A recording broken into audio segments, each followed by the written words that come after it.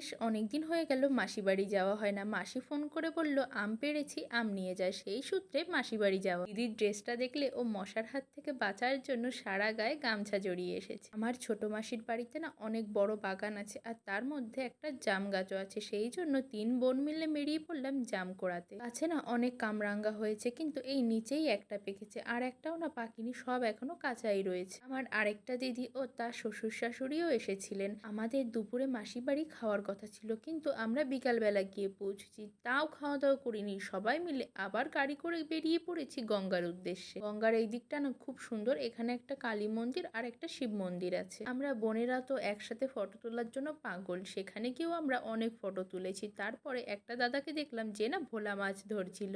একদিকে জল থেকে ছেলেরা মাছ ধরছে, অন্যদিকে গরুরা জলে স্নান করছে, সাথে সানসেট, অপূর্ব দৃশ্য। আচ্ছা, ভিডিওটা এখানেই শেষ করছি। ভালো লাগলে একটা লাইক করে দিও।